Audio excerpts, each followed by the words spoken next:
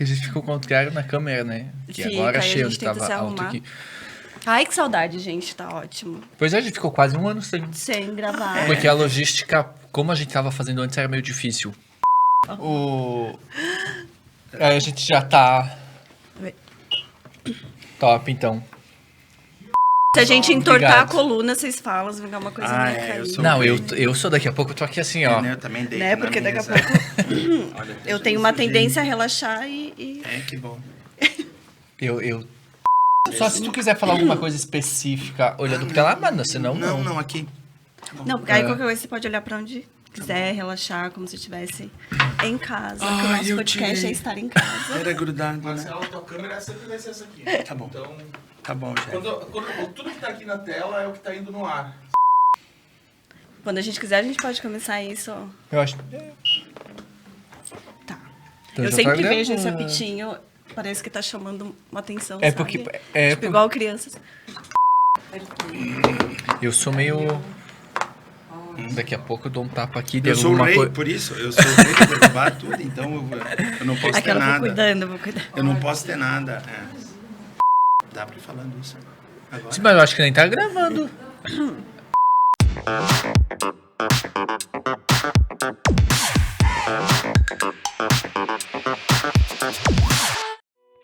Esse ano a gente foi promovido, vão ser 6 meses de podcast. 6 meses de podcast, Ó, né? Efetivaram Deus nossa abençoe. carteirinha aqui na Conecta. Deus abençoe, né? Deus Não, é abençoe. super gostoso, a gente adora, mas a logística do convidar, fechar o horário, Não, gente, claro que E- não é fácil, claro. né? E gera sempre um pouquinho de estresse, todas essas coisas, né? Natural. É uma responsabilidade gostosa, mas é uma responsabilidade. Não, mas tem, né? Sim, tem. sim. E um dos desafios era trazer o Marcelo. Meu Deus. Nossa, olha. eu tô me sentindo muito honrada com isso. Ainda mais porque eu não sou de Nova Prata, eu sou paulista. E olha isso, gente. Marcelo Nedef na minha frente, que prazer. Não, é que eu falo muito bem de ti. Menos.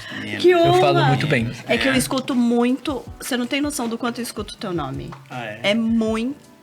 É muito. Em todos os lugares que eu vou, hoje eu faço questão de apresentar, enfim, o teu trabalho pra mim. Fala, não, isso aqui é do Marcelo, isso aqui é pro Marcelo, isso aqui é pro Marcelo. Então, o teu nome pra mim já é muito íntimo. Mas é Apesar por da gente estar se admiração. vendo por admiração, isso. Apesar da gente estar se vendo hoje, você Sim. é muito íntimo, assim, da nossa rotina de caminhada por Nova Prata.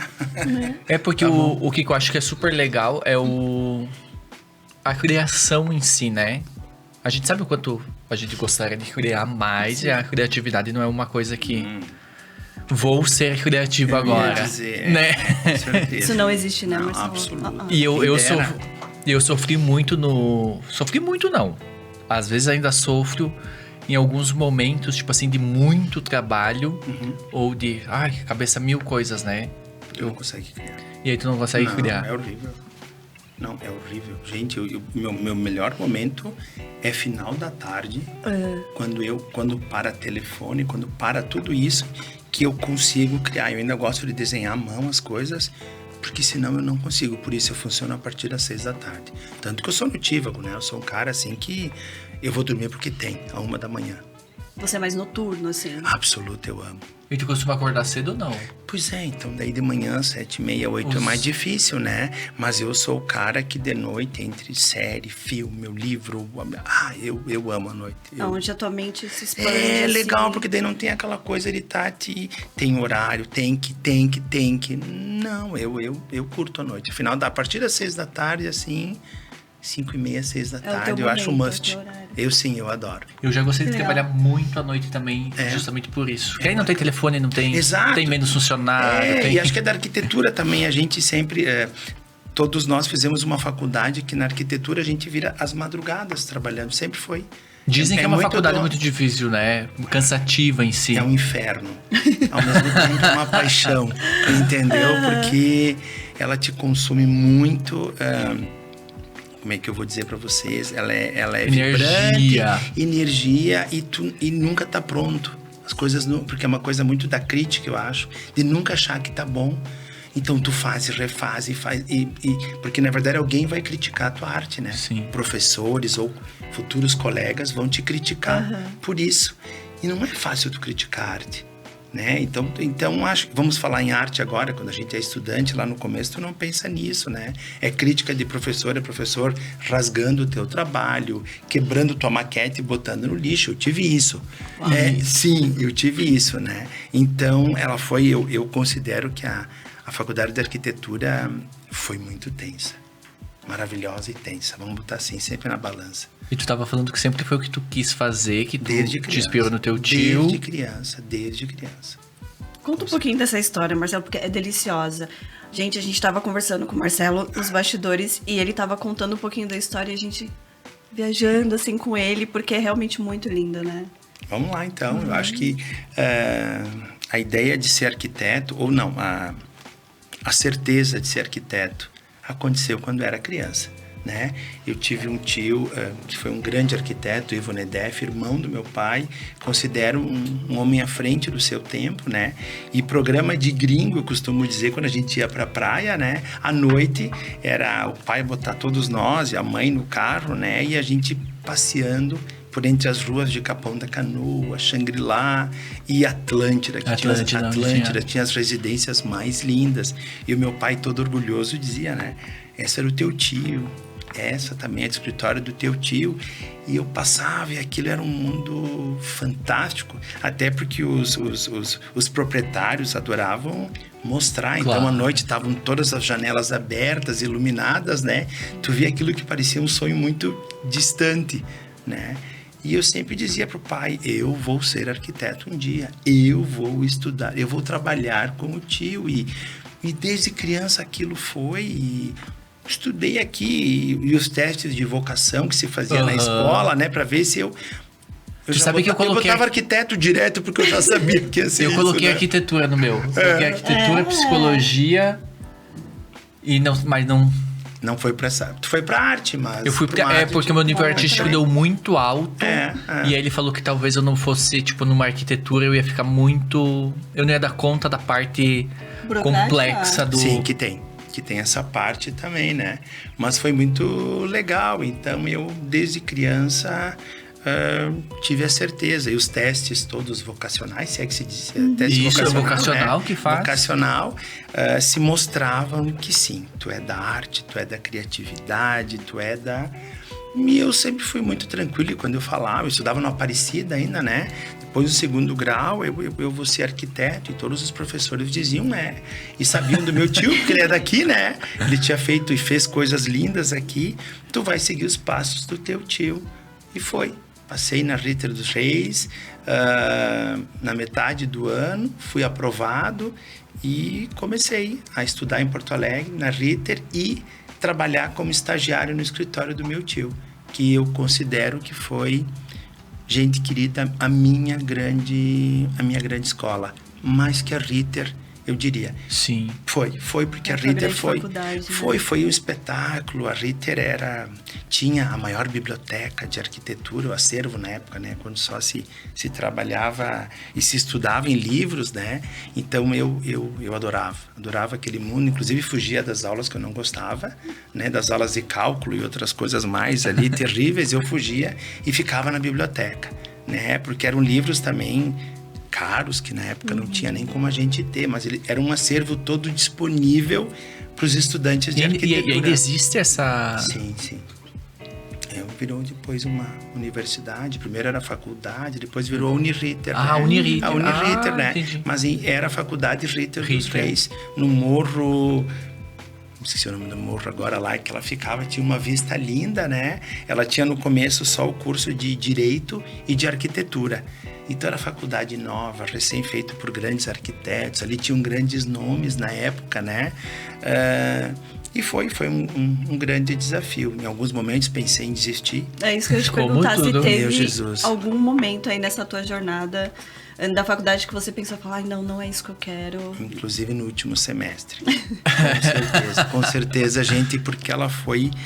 Projeto final. Não tem TCC, não? Não é TCC que chama? Na verdade, quando eu fiz, existia um primeiro semestre, tu fazia uma espécie de TCC, mas era mais uma justificativa. O nosso projeto, realmente, ele era o desenho, que eu escolhi fazer a reforma e a ampliação da Prefeitura de Nova Prata.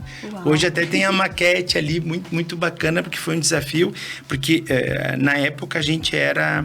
Tu tinha que escolher um terreno em Porto Alegre, certo? Tu era obrigado praticamente na época em escolher, porque daí os professores de repente poderiam acompanhar esse projeto, conheciam o local, né? E eu não queria fazer nada com Porto Alegre porque eu não me identificava com nada.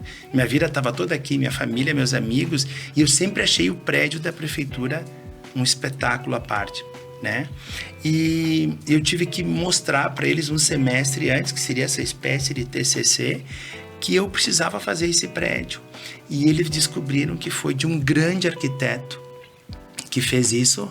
E quando eles disseram, não acredito que tem essa referência em Nova Prata. E na minha pesquisa mostrei outros prédios Art Deco, né? E, que era o cinema, que tinha outras, o próprio Reinaldo Cherubini, arquitetura militar, chamava arquitetura caixa d'água. E eles disseram, não, realmente a tua cidade tem essa arquitetura linda, é um desafio, nós vamos te permitir fazer o teu projeto ali. Então, eu acho que eu sempre fui um pouquinho de quebrar regras, né? E eu consegui, né? Consegui, na minha pós também, eu consegui fazer isso, mostrar para eles, né? Não tentar ficar naquela regra que era... Não era a minha cidade, meus colegas todos eram a maioria de Porto Alegre. Para eles era tranquilo aquilo. Para mim, Mas não. para você, não? Não, eu quis fazer um projeto na minha cidade. E foi. E tu sempre soube que tu queria voltar? Sim, sempre, porque eu já tinha aqui, claro, meus amigos todos aqui, minha família. Imagina, eu fui para uma época em Porto Alegre, gente que não tinha celular, não tinha carro, era de ônibus, né? Tu ficava um mês lá para falar com mãe e pai, era orelhão, né? Então não tinha essa facilidade. Depois foi chegando computador e outras coisas mais. Eu comecei na minha faculdade desenhando a nanquim. E claro, meu projeto final eu já usava software de computação. Então, para mim, isso foi, né, que era AutoCAD, DataCAD. Então, eu peguei essa evolução, essa transformação durante a faculdade. Teve colegas meus que não quiseram, eu quis. Eu quis, né? Então, tu tinha a opção de eu continuar no desenho à mão, que eu achava o máximo.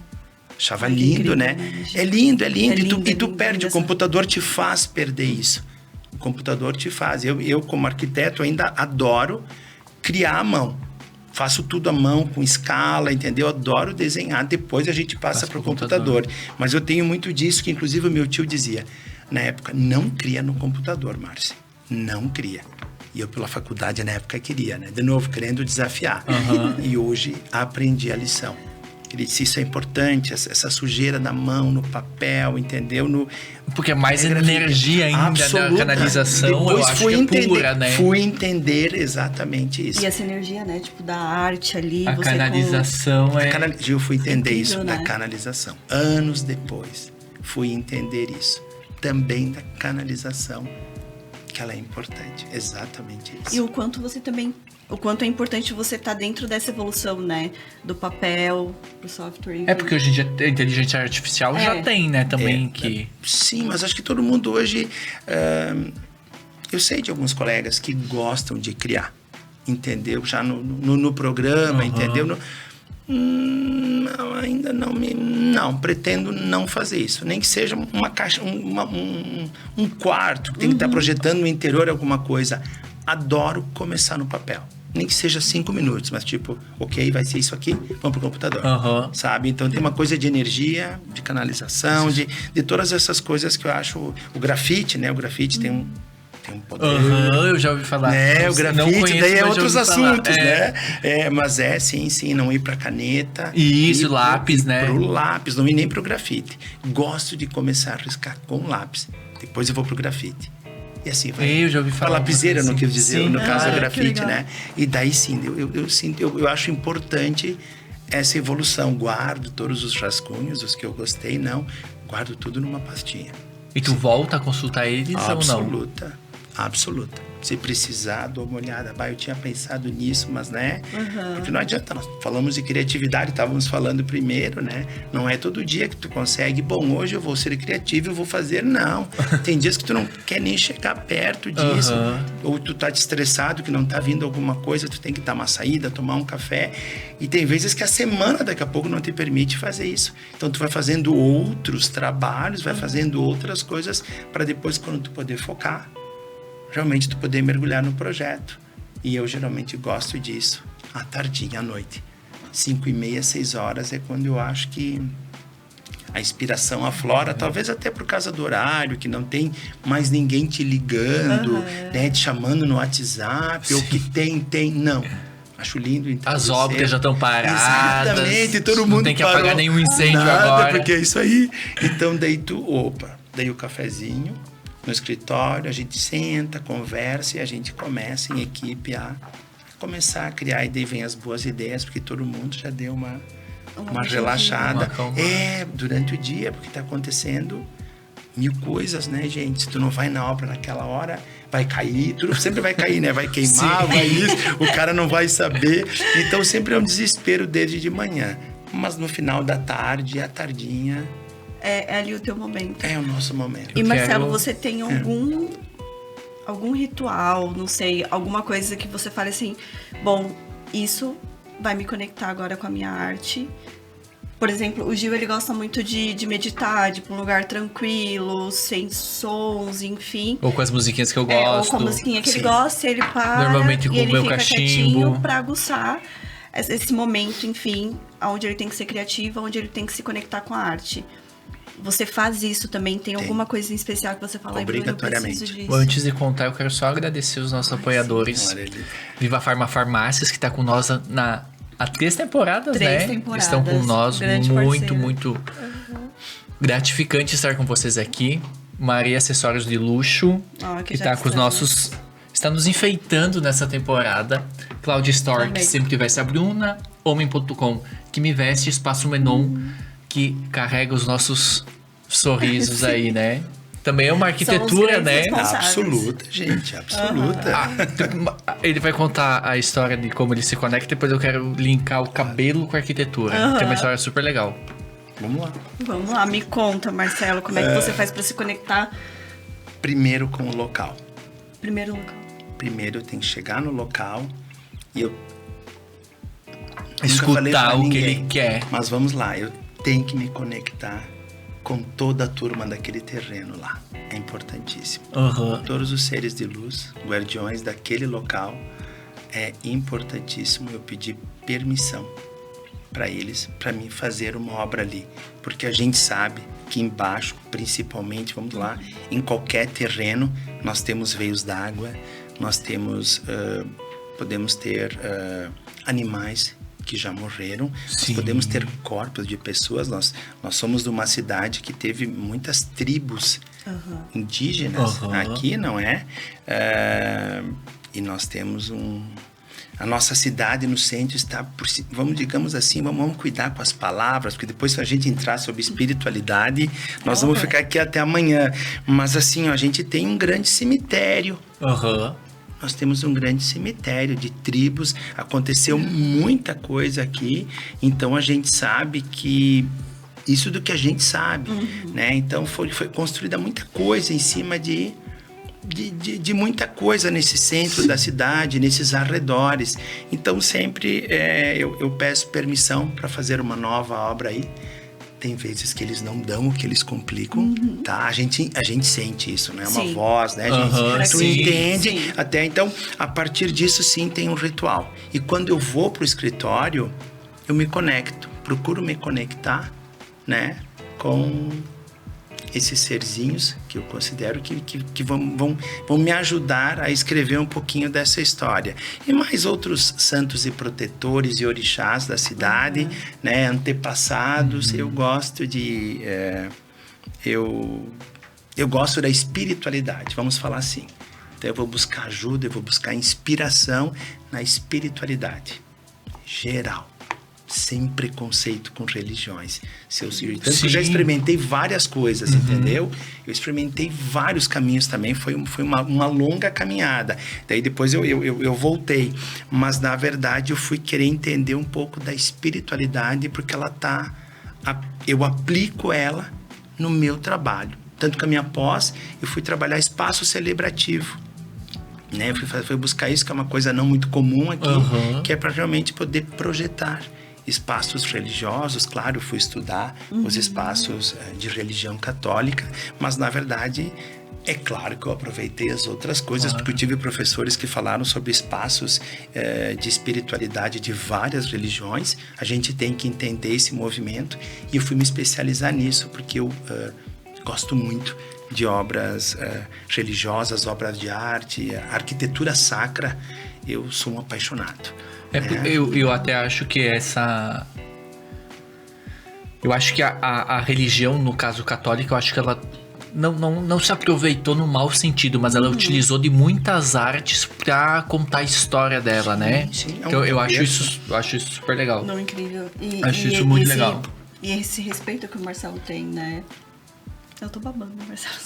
É doido. Não, eu vou da mesma ideia. Exatamente, porque são poucas pessoas que têm esse respeito, né? Pela história, pelo solo, pela ancestralidade que já esteve ali. Absoluto. Né?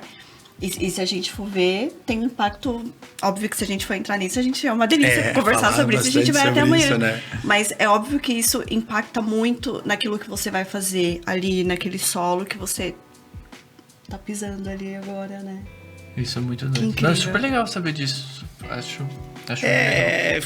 Foi o que me utilizei também para o projeto, podemos falar, que está quase inaugurando, né, o comercial Casa Boito, né, que quando a Postal, né, fez essa proposta da gente realmente fazer esse projeto em conjunto, né, eu me lembro de ter falado pro Davi, né, quando me convidou para fazer o projeto, eu disse, não vamos mexer na fachada, vamos preservar, que é um desafio e dá muito trabalho, né, mas eu fico imaginando, gente, há 60, 70 anos atrás, essas pessoas que fizeram isso, que era um prédio para Nova Prata, vamos entender, né? No meio de tantas casas de madeira, com lambrequinha, aquelas casinhas, né? Que foram sumindo também do nosso centro. Então, uma esquina poderosa com essas duas casas, né? A Tarrascone, a Casa Boito. Que direito tenho eu hoje de chegar E detonar, destruir essa história que foi linda, né? Que faz parte do centenário, estamos falando de uma cidade, né? Que está fazendo 100 anos.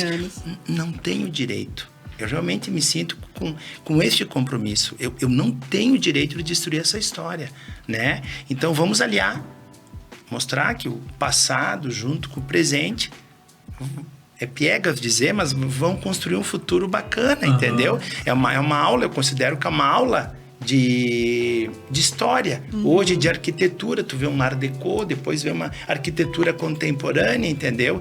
Tu vê janelas decoradas, todas trabalhadas em madeira, depois janelas de alumínio, então, né, foi um grande desafio. Né? Exatamente, mostrar aqui, não sei se daqui a 50, 100 anos não vão destruir também isso e fazer um arranha-céu, sei lá, como é que vai ser Nova Prata daqui a 100 anos, né? Então, não, eu penso nesse respeito, acho que a gente tem que ter, porque alguém lá atrás sonhou, projetou, usou de toda a sua energia, né? E fez com certeza o melhor para a época. Então, dá para unir? Claro que dá para unir. É difícil pra caramba, mas vale a pena, eu acho vale. Que até, o que eu acho que...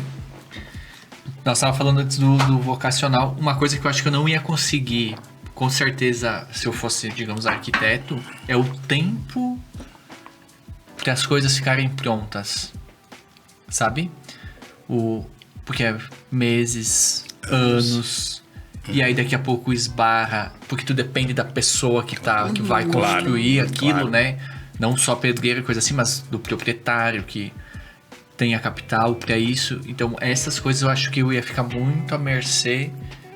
E eu tenho uma necessidade, tipo, de controle, assim, pelo menos aquilo que eu tô fazendo, sabe? Então, isso já foi um desafio? É um desafio ou não? Diariamente. Ou tu consegue dizer, não, Ao contrário. tudo ao seu tempo. Eu adoraria poder ter isso, entendeu? Mas Tudo a seu tempo, não, tudo. não é. Infelizmente, a velocidade ferra com tudo isso. Poucos são os clientes, os empreendedores que vão entender que para a gente fazer algo diferente, que eu me proponho a fazer isso, eu quero fazer algo diferente. Eu amo coisas diferentes. Tem um tempo de amadurecimento, entendeu? Atropelar a coisa não vai dar legal lá na frente. Claro que a velocidade, os custos, tudo hoje pedem, né, para que tudo seja muito rápido. Para já fazer, vender e vamos pro próximo e tudo. Eu sofro muito com isso. Muito. Nosso escritório sofre com isso porque a gente sabe o que é o preço da beleza. Eu adoro dizer a frase, Deus está nos detalhes, certo? E está, entendeu? Porque não adianta para te ver algo diferente do tradicional em qualquer coisa que tu for fazer. Tu precisa de mais tempo. Tu vai ter cliente, sei lá, daqui a pouco eu vou dar um furo, né? Que vai te... consegue fazer em 15 minutos. Não, nunca vai ser legal o trabalho que o Gilto vai fazer em 2 horas. Que dói É um desafio também. Absoluta, entendeu? Então, tu imagina isso num prédio que leva 3, 4 anos para ser construído numa casa. E nem todas as pessoas entendem isso. Lá no final, depois vão dizer, é verdade, né? Valeu a pena, né? Mas tu quase te jogou para isso, né? Não adianta, tudo tem seu tempo. Principalmente se tu quiser fazer trabalhos hoje, a gente gosta de trabalhar com essa releitura da madeira, da taipa, do tijolo, entendeu? Isso dá trabalho. Poucas pessoas estão fazendo isso, demoram para fazer isso porque é uma obra de arte, né? Fazer um telhado todo trabalhado, com todo o madeiramento aparente é lindo, claro que é lindo, tem um preço, óbvio, e tem um tempo, óbvio, gente, óbvio. Então, quando todo mundo entender que para fazer algo diferente, e eu considero algo bonito, pelo menos, né? Que tem o seu tempo. Exato. E isso seria o que eu mais gostaria que os clientes e amigos entendessem, que tem um tempo para isso. Não é na corrida. Na corrida a gente vai conseguir fazer coisas tradicionais, correto? Mas quando chegam lá com pedido, a gente quer a casa mais bonita, quer o prédio mais bonito, quer fazer algo para... Bom, isso tem um tempo. Nós estamos lidando com arte. E é um desafio, né? Se a gente for pensar no momento que a gente está vivendo, no mundo que a gente vive hoje, em que todo mundo está muito acelerado. Né? As gerações também, né? Imagina. Porque, na verdade, hoje era o telefone, né? Depois veio o telefone, o celular, o WhatsApp. Então, hoje, as pessoas te ligam, te mandam um WhatsApp, tu tem que tentar responder na hora. Não, mas eu te mandei um WhatsApp, né? Eu digo, não, mas ligou. Alguém ali do escritório disse, não, no momento tá em reunião, e a pessoa daí no celular ligando e mandando a mensagem. Não, mas eu tenho que... Essa coisa do imediatismo, isso massacra quem trabalha com arte. Não sei se não massacra outras pessoas. Estamos colocando no mesmo nicho, né? Claro. A arte. Não adianta. Se tu tem alguém que está te pressionando, isso tu não consegue te concentrar nisso. Não vai funcionar. Não gente, vai, não rola. não funciona. Mas, infelizmente, é a realidade. O pessoal ligando, se tu não vier aqui agora, a pessoa não entendeu, porque hoje nem mais desenho está funcionando. Semana retrasada e passada, a gente tava falando no escritório, né? Não tem tu mais... desenha, tu detalha tudo e as pessoas... Detalhado, né? Tudo explicadinho, como é que é. Os caras que recebem o desenho chegam lá... Não, vocês têm que vir aqui nos explicar, né? Não, mas tá no desenho. A gente até levou horas, dias para fazer. Não. Tu tem que vir aqui. Eu não entendi. Então as pessoas querem isso. Que tu vá, que tu mostre, entendeu? Nem mais. Não sei se outros arquitetos estão sofrendo com isso. Com os que eu converso, sim. Mas é muito engraçado porque a gente leva um tempo detalhando, projetando. Que e chega na mais... hora. Claro que todo mundo quer fazer o seu rápido e ir embora.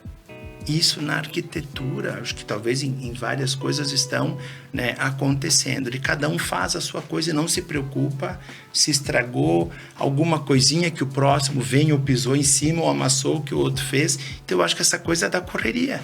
Da correria que ninguém está conseguindo dar acabamento para as coisas. Exato. Acabamento, acho que é isso. E eu não sei se isso está nos levando para um lugar muito bom. Né? Eu acho que não. Eu acho que a gente vai ter que voltar. Aham. Eu acho que a gente vai ter que dar um passinho. Eu achei que a Covid fosse fazer isso. Eu acho que deu uma aceleradinha eu acho que maior, acelerou né? mais. Pior. Não sei se você tem essa impressão, mas eu acho que as Absoluta. pessoas ficaram muito mais ansiosas do que eram. Sim, foi.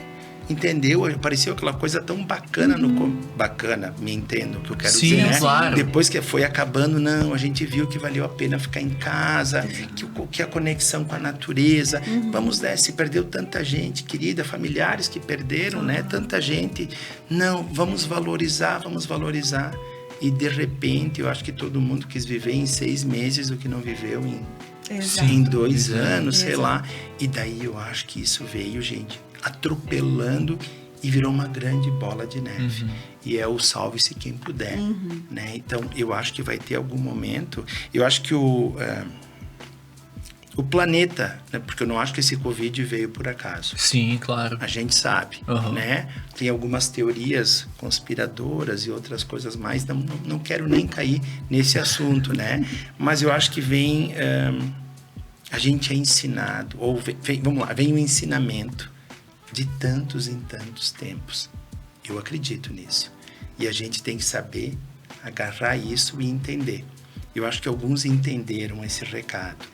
Mas eu acho que ao mesmo tempo, pós isso e junto com política, eu acho que para algumas pessoas foi um caos. Né? Porque saiu o Covid, entrou política, o Brasil se dividiu, o mundo se dividiu. Ridículo nós estarmos passando por guerras. Hoje em dia não tem lógica, depois de uma Covid que levou tanta gente. Foi tão impactante, né? Foi, Então, gente, um horror, entendeu? E não, ao contrário. Mas, claro que a gente sabe que o Oriente Médio e companhia, elas sempre viveram, né? Mas hoje não... Difícil olhar. Acho que Deus deve olhar para baixo e entrar em desespero. Com certeza. Eu acho que eu imagino ele de Vocês vez em não quando... aprenderam Quando mais nada. explico, menos entendo. Eu ia dizer, eu acho que devem olhar lá de cima e dizer, gente, o que eles estão fazendo? Eu acredito nisso. Não, mas eu também...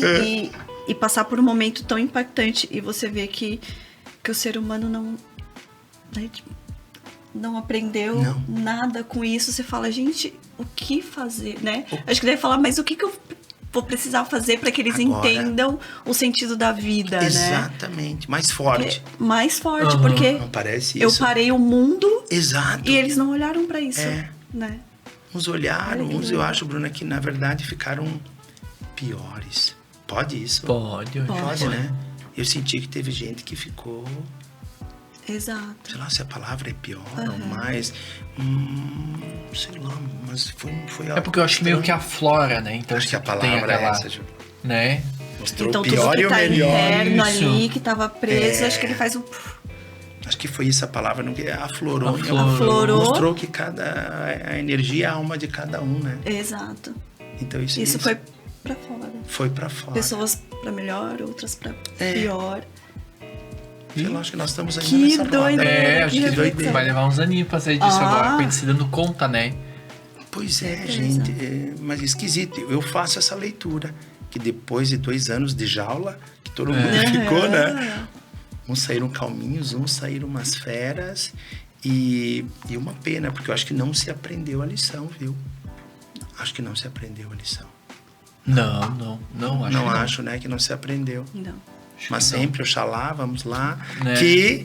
que tenhamos tempos melhores, Exato. ainda sempre está em tempo. Eu acredito em coisas... De evoluir. Não, eu Em também coisas acho. boas. Eu também acho. que eu ia falar da arquitetura do cabelo. Quem trouxe na Segunda Guerra Mundial, tem até um filme super legal. Um arquiteto, Vidal Sassoon, britânico, Londres, se eu não me engano.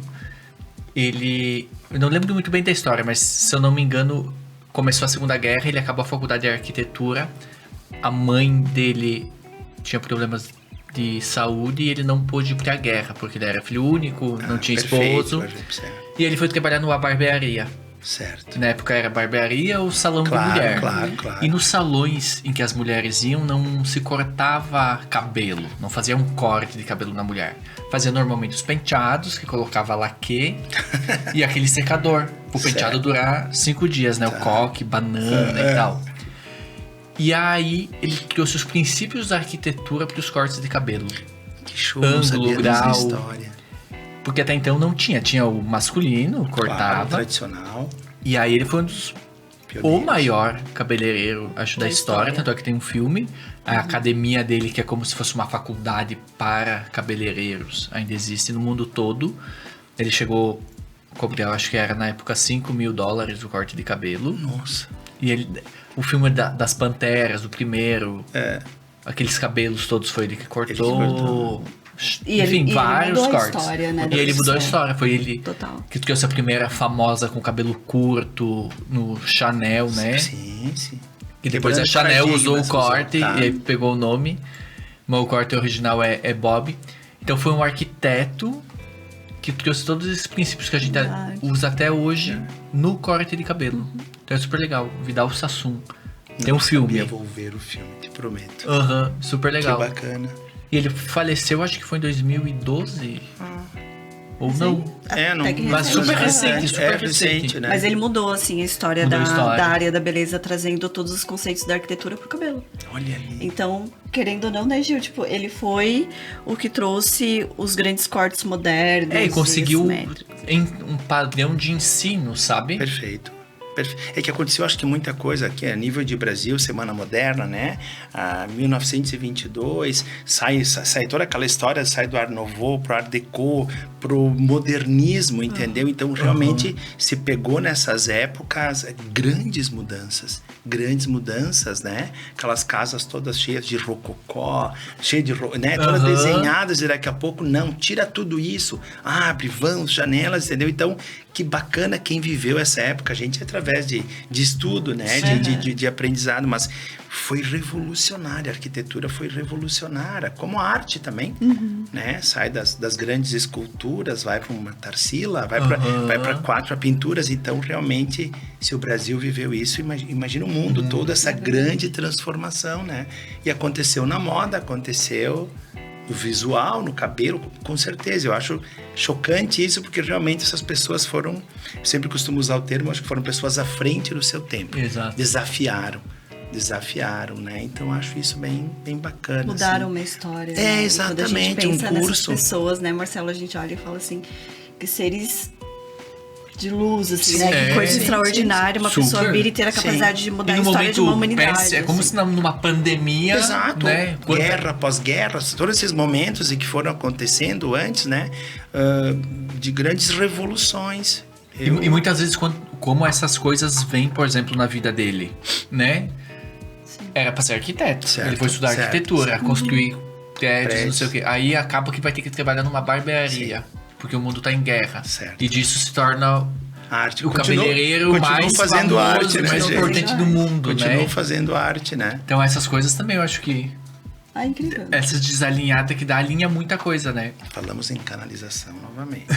Estamos indo pra cá. Estamos canalização. O pessoal tá Falamos. querendo... É, né? que a gente- Mas acho Da que de novo, energia. acho que entra isso, né, gente? Eu acredito nisso. Super. Eu acredito nisso. Então, é isso. Não, e é muito legal que eu tô... Marcelo, eu tô te escutando e... Te escutando, olhando pra você, é incrível como eu sinto em você a sensibilidade da arte, né? Porque no Marcelo é uma coisa muito aguçada. A forma como ele fala, a forma como ele lidar, assim, com o trabalho dele, como ele se conecta e o respeito que ele tem por tudo que ele faz. É muito nítido que a gente olha pra você e a gente vê... Passa harmonia, né? Nossa, eu a acho gente que é vê essa uma palavra. harmonia, uma sensibilidade, porque a arte é isso, né?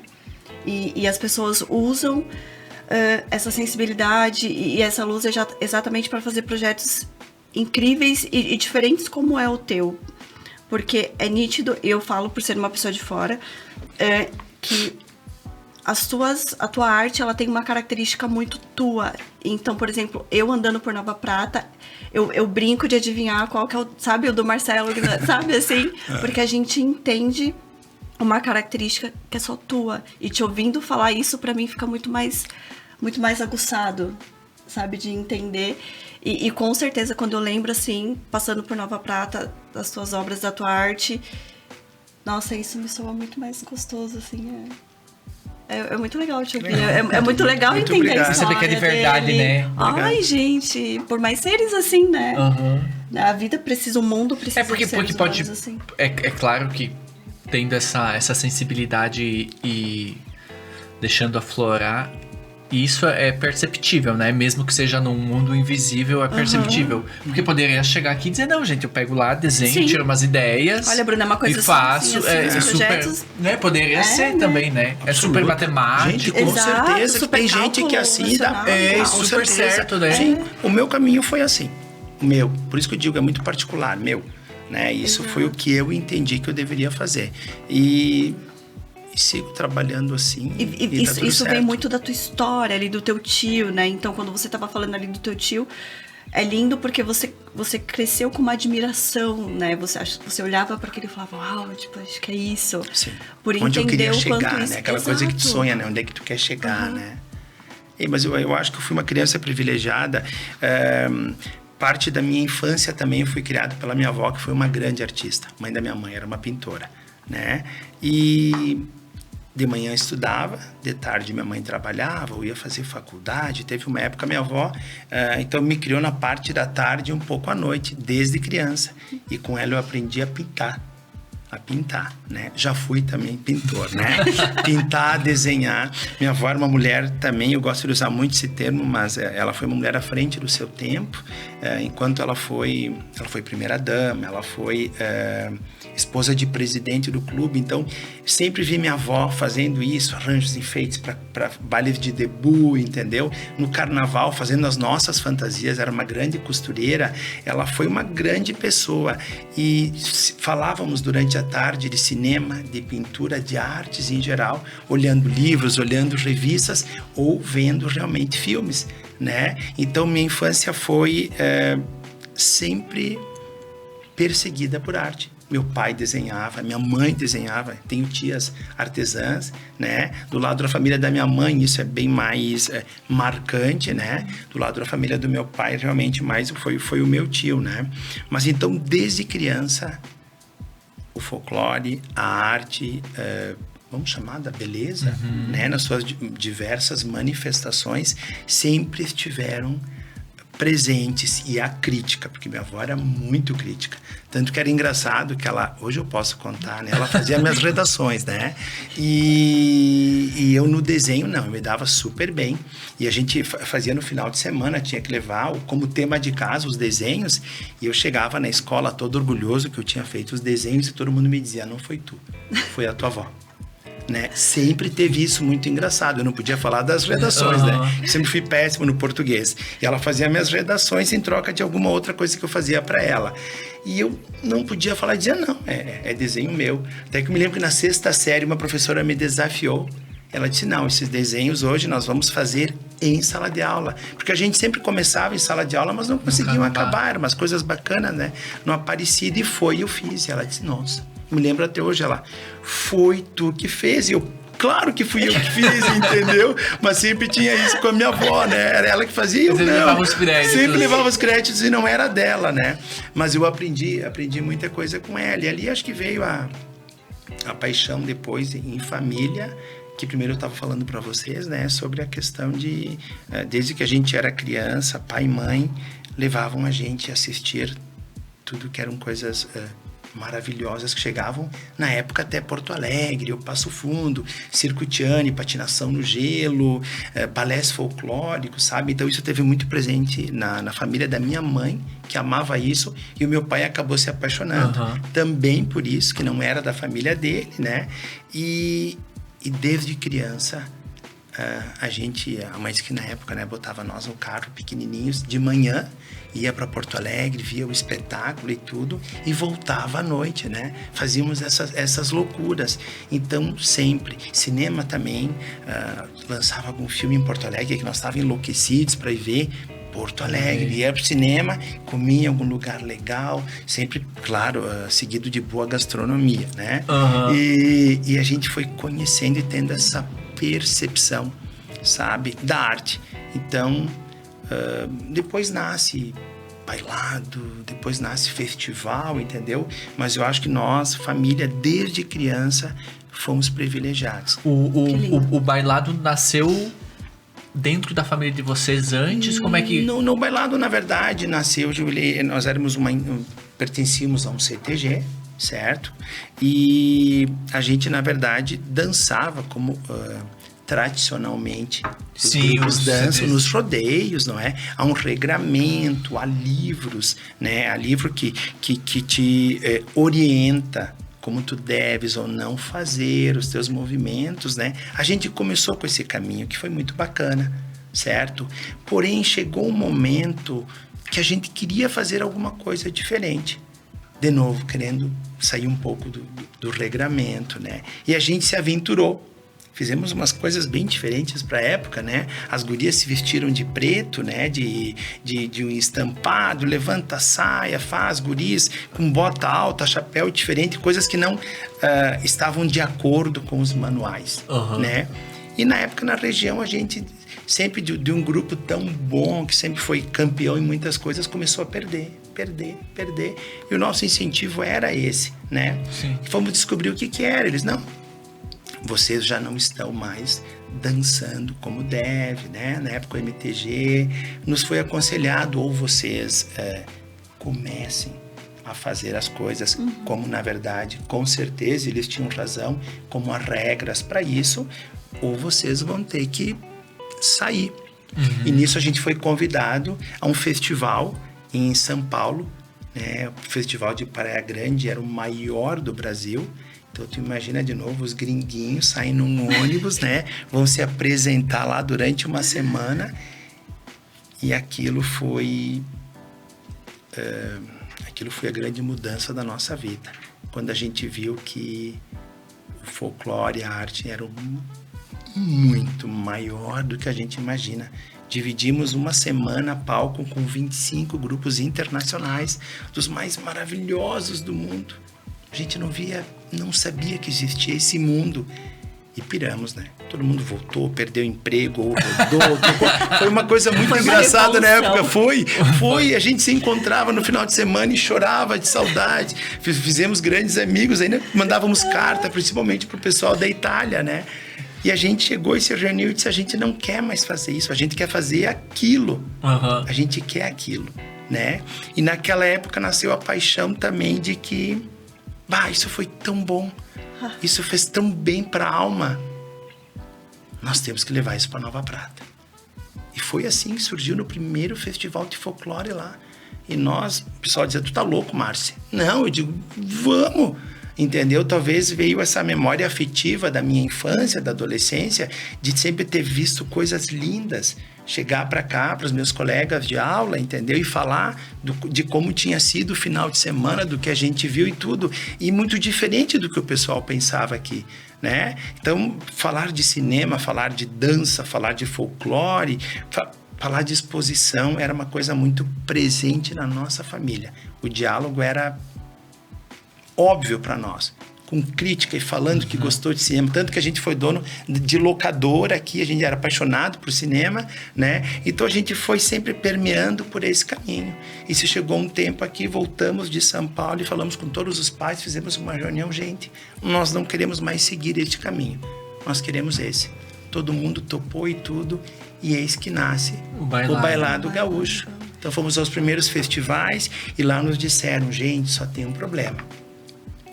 Vocês não podem só mais fazer folclore gaúcho. Quando a gente manda vocês para fora, vocês imaginem, as pessoas estão esperando ver o Brasil. Acho que todo mundo esperava que chegasse umas mulatas peladas. E chegam as gurias vestidas, né? Todas tapadas e tudo. Então a gente foi entender que a gente tinha que pesquisar um pouco, né, o folclore brasileiro para quando a gente saísse, a gente apresentasse o Brasil. Né? Então, muito orgulhosos de ser pratense, gaúchos, mas mais do que tudo, mostrar a diversidade do nosso Brasil. E eis que nasce. E o folclore, ele aparece quanto tempo depois? Vocês participavam, mas não de tinha festivais, aqui não festival. tinha aqui, né? Foi lá alguns anos depois, o que na verdade a gente, depois de ir para o festival, a gente foi para São Paulo, foi para Itália, e daí com quadros brasileiros desafiamos a Helena, na época, que era a grande mentora dos festivais lá de São Paulo, a começar pequenininho aqui. Então ela disse, comecem com um festival menor, que a gente começou primeiro na frente da prefeitura. Foi um festival de etnias, né? Trouxemos os melhores grupos de Porto Alegre e na época se entendeu que era esse o caminho. O prefeito e o secretário nos apoiaram e começa o festival. E daí a gente começa trazendo 2 grupinhos internacionais. No outro ano, 3, 4. E assim foi. São quantos anos de festival? 20º esse ano. 20 anos de festival. 20 anos de 100 anos de Nova Prata. Nos 100 anos de Nova Prata, que nos foi pedido, então, né, o prefeito nos pediu vai ser esse ano, eu né? quero, né, o festival dos festivais esse ano. E estamos trabalhando para isso. Marcelo, né? e hoje, 2 grupos, 3 internacionais. Hoje já estão em quantos? Hoje vão ser 8 grupos, na verdade 9. Vão vir 9 grupos internacionais. Entrou a Índia aí. Nós vamos ter o encontro BRICS em Nova Prata, conseguimos todos os países, né? A Índia vem com uma delegação pequena, mas representativa, né? Mas estamos trazendo aí Rússia e China que vão, se Deus quiser, arrebentar a boca do balão, né? São grupos, companhias profissionais, então é de grande responsabilidade. Hoje o Bailado e amigos, os coordenadores do festival, estão organizando essa grande festa esse ano, 7 a 11 de agosto. É que hoje separa bailado de festival, ou não? Não, que eu acho... Não. Todo mundo trabalha, todo ajudando. mundo atua e, na verdade, tem muitos... hoje os coordenadores do festival, acho que é metade bailado, metade que não são bailado, que são realmente apaixonados pelo festival, né? Então, acho que se soma isso, né? Bailado e outras pessoas que não dançam, não estão na estrutura diretamente ligado ao bailado, estão, né, no festival, se apaixonaram pro festival. E é o que eu acho lindo, Marcelo, porque eu tenho algumas clientes que, enfim, que são do festival, do bailado, e eu fico encantada com a doação de todas essas pessoas para que o festival aconteça. Eu lembro que na primeira vez que eu fui, o Gê me chamou, não, vamos lá ver o festival, não sei o que, eu falei, tá, vamos. Eu lembro que quando eu sentei, que começou, foi extremamente impactante pra mim, porque pela primeira vez eu me senti em um outro lugar, sabe, tipo, em um outro mundo. É como se não é que eu não estivesse em Nova Prata, mas aquilo foi tão grandioso pra mim que eu falei assim, meu Deus, em Nova Prata tem algo assim. E aquilo foi... Eu lembro que eu passei o tempo todo de boca aberta, completamente encantada com tudo que estava acontecendo. E eu conversando com elas e elas falando, sabe, das pequenas coisas, assim, Bru, são os figurinos, né, que são as reuniões, e que são os ensaios, e que são... Eu olhava aquilo e falava, gente... Que trabalho lindo de todas essas pessoas se doando 100% do teu tempo para fazer com que aquela coisa grandiosa mesmo, né, aconteça. Porque hoje, quando a gente olha pro festival, é muito lindo, é muito grande tudo aquilo, né? Grande, né? E aí a gente vê por trás, sabe, aquelas bastidores. Pessoas. Gente, é absurdo de lindo, de encantador. E é tu quem pensa em si no que o bailado vai apresentar, junto com os coreógrafos, qual a história que...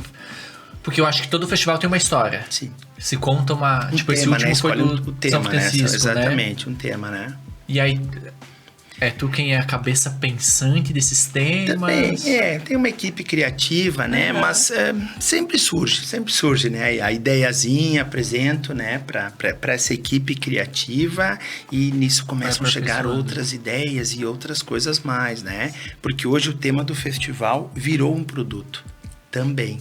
Os outros festivais não costumam ter isso. né? O tema é o folclore, é o que vão dançar, mas Nova Prata, a gente ganhou o 4º campeonato, né? Nós fomos escolhidos pela 4ª vez consecutiva o melhor festival do mundo, né? Então é um selo que hoje a gente tá muito orgulhoso. Ele é um festival pequenininho, mas ele incomoda, né? Então, algumas questões de programação particular, como projeto de escola, projetos especiais e outras coisas aí que acontecem. O tema, hoje, se ter um tema central, onde as crianças também nas escolas trabalham, certo? Que permeia a coreografia de outros grupos, né? Então, isso é uma coisa também impactante. E a própria cerimônia de abertura, que hoje virou... ela virou um espetáculo à parte, né? A gente vê muitas pessoas dizendo que acabam de ver a cerimônia de abertura e dizem, não, por nós hoje já tá legal, mas né? É muito isso, eu penso um pouco assim. Foi legal, né? Então, esse é o nosso compromisso. E é claro que essa cerimônia de abertura, esse tema, é óbvio que ele tem que provocar. A arte veio para provocar, certo? E ela tem que... As pessoas que entram na noite, elas têm que sair com essa mensagem. Porque, na verdade, além de trabalhar essa experiência, principalmente ano passado, onde o público pôde participar um pouco da cerimônia, né, de abertura, mas ela tem uma mensagem bacana para levar para casa sempre. Todos esses anos, a mensagem que ela tem que ser bacana, fora a festa, fora a caridade, fora tudo que acontece durante o festival, feiras, o tema ele tem que ser algo desafiador, ele tem que transformar a vida das pessoas. Esse é o nosso grande objetivo. O tema tem essa proposta. E conquistado, né? Porque é impossível você sair do festival sem... Sem aquela sensação, tipo, algo mexeu aqui, né? É porque a arte faz isso, né? A arte faz isso. Foi o que a gente sentiu há anos atrás. Eu sentia quando era criança. Depois sentimos nos festivais.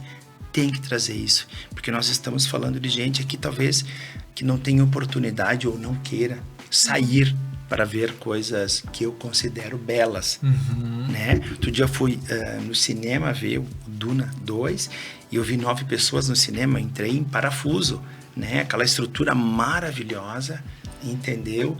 Nós temos cinema na nossa micro-região aqui em Nova Prata, não sei que outras, né? Eu sei que tem Bento, tem talvez Fundo, não sei se Marau tem ou não, na Casa de Cultura, né? Nós estamos aí com a 7ª arte, né? Um espaço maravilhoso. Então, isso me assusta.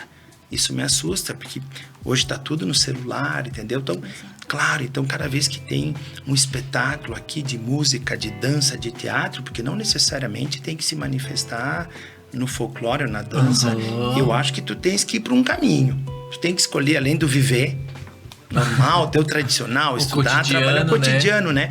E eu acho que tu tens que te dedicar alguma coisa bacana. Acho que isso é da vida, entendeu? Tu tem que dedicar para alguma coisa de arte e, além de tudo, colaborar com a tua sociedade, colaborar com a tua cidade, né? Então, eu penso muito isso, né, gente? Então, faz parte da mensagem, faz parte do impacto, faz parte de trazer para a cidade, para pessoas que nunca tiveram oportunidade realmente de ver algo belo, que isso transforme a vida delas, que isso ajude elas a pensar diferente, talvez não guardar tanto na poupança como é do nosso gringo, né? Investir um pouquinho em viagem. A viagem é transformadora na vida das pessoas. Eu sei de gente que nunca viajava, começou, vira um vício, né? Então, quem sabe a gente provocando isso, pessoas vão fazer escolas de arte, de línguas. A cidade de Nova Prata é privilegiada. Eu acho que na nossa região é que mais tem grupos de folclore. E a gente sabe que o festival é uma sementinha, né? É um palco grande que durante pelo menos quase uma semana as pessoas têm oportunidade, né, de estar ali. Então, é como se fosse um portal que tu tem acesso, boa, Gil, né? Exatamente, né? Portal... Que ele sirva como lição e para mostrar que o mundo é muito mais. Exato. E valorizar, né, a experiência, né? Sim. Porque quando você estava falando do cinema, não é que... Tudo bem, hoje a gente pode assistir filme em casa, pela internet. Netflix, gente, mas a experiência de estar naquele local, sim. sabe? De estar dentro do cinema, daquela tela grande e tudo mais. A experiência de ir no festival. e ver algo brilhante. Tu também pode assistir o festival de casa, mas não tem Exato. um terço, É né? verdade. Mas quando você né? está lá, você vive toda aquela experiência e toda aquela energia. É justamente o que você falou, que foi o que eu senti a primeira vez que eu fui. Parecia que eu tava em um outro mundo, sabe? Parecia que eu tava assim... É uma loucura, né? Então, as pessoas valorizarem um pouco dessa experiência... Infelizmente, a gente se perdeu muito disso. Mas o quanto é importante a gente viver essas coisas, né? Eu acho que eu sei que a palavra tá um pouquinho demais hoje, experiência, né? Mas não adianta, ela acontece. Eu trabalho isso, tanto na arquitetura como no festival. Eu amo a economia da experiência, a sociedade dos sonhos. É esse movimento, né?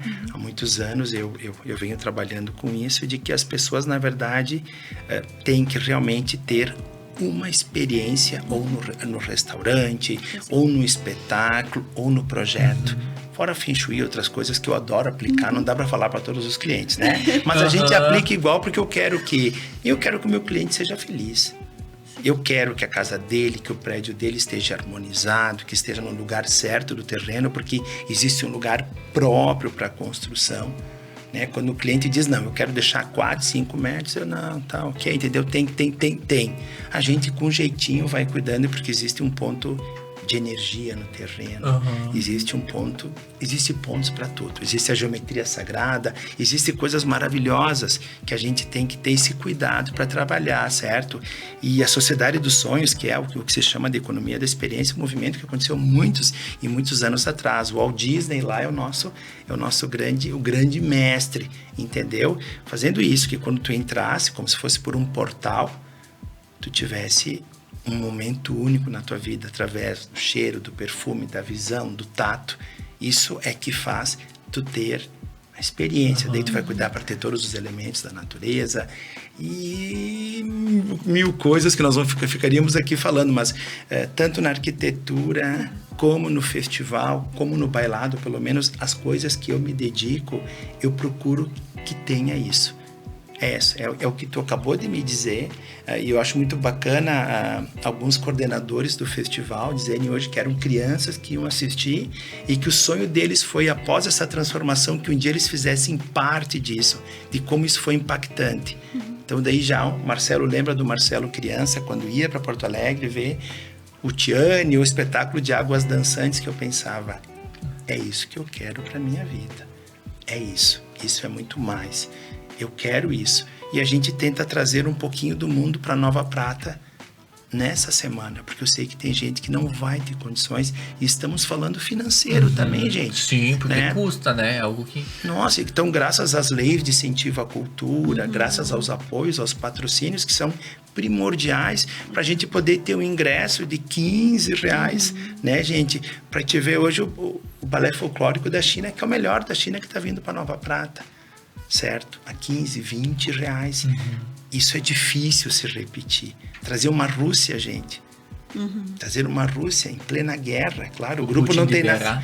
É verdade. Graças a Deus o grupo não tem nada a ver com isso, e a gente sabe, né, que não. Sim. O movimento dos festivais de folclore são para a paz.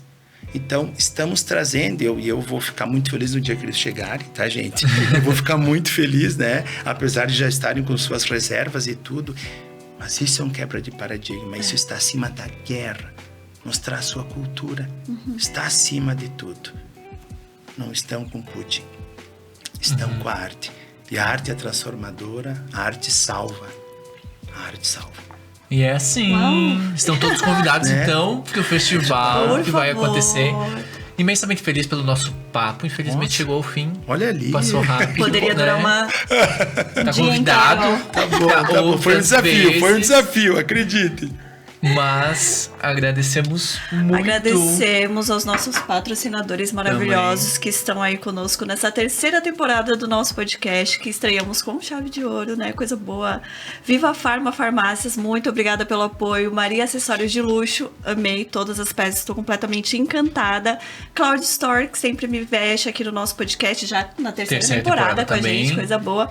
Homem.com, que eu também amo. Segunda temporada com nós. Segunda temporada aqui com nós. E Espaço Menon, que a gente ama de E coração. também está na segunda temporada com a Segunda gente. temporada. Gratidão, Coisa vocês são boa. muito, muito, muito importantes pra gente. Muito obrigada. Gratidão, beijos. Marcelo, obrigada. Obrigado pelo convite, gente. Prazer. Me senti honrado. Obrigado. Coisa Nós que boa. agradecemos. Obrigado.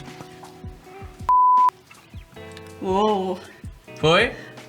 Tá. Deu, olha ali, eu nem suei tanto. Não, Tá. a gente passou o quê? Uns Foi 5 incrível. minutos? Foi? Mais ou menos isso. É, a gente passou uns 5 minutinhos. Deu tudo certo.